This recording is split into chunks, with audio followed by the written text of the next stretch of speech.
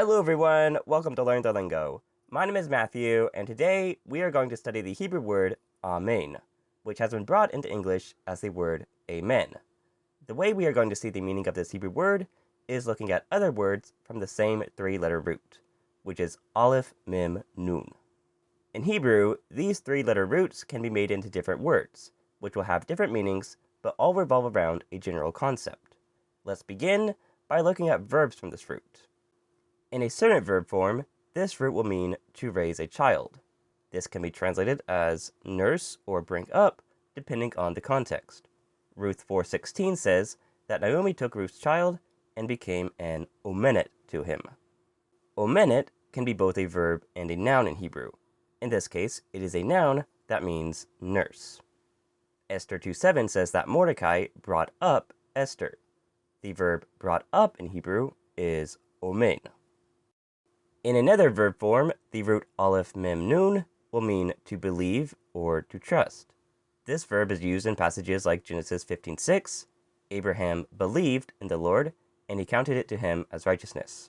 Isaiah 53:1, who has believed or report, Exodus 4:5, that they may believe that the God of their fathers has appeared to you, and Judges 11:20. King Sihon did not trust Israel to pass through his territory. So we have two different active verb forms that make this root have a meaning of to nurse or to believe or trust. This root also comes in a passive verb form that can mean either to be nursed or to be believed or trusted. Isaiah 64 says, "Your daughters shall be nursed on your side," using this passive verb form. Usually, though, this passive form means to be trusted, which can be extrapolated a few different ways, such as to be steadfast or sure, to be faithful, or to be established.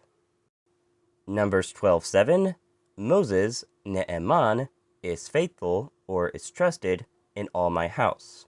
2 Samuel 7:16, your house and kingdom, ne'eman, shall be established or sure forever. Psalm 19:7, the testimony of the Lord is sure. In Genesis 42:20, Joseph says to his brothers, "Bring your little brother to me, so that your words may be trusted," that is, may be proven true or verified.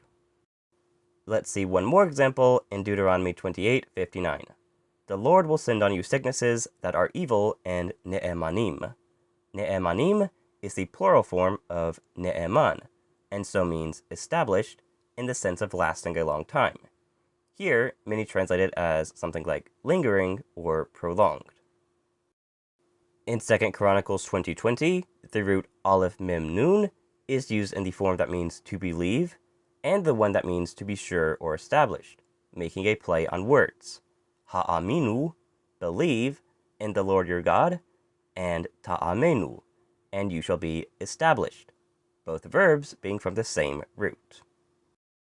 The word omnam or umnam is from this root, and has a meaning of truly or indeed, taking on the root's meaning of being sure and established.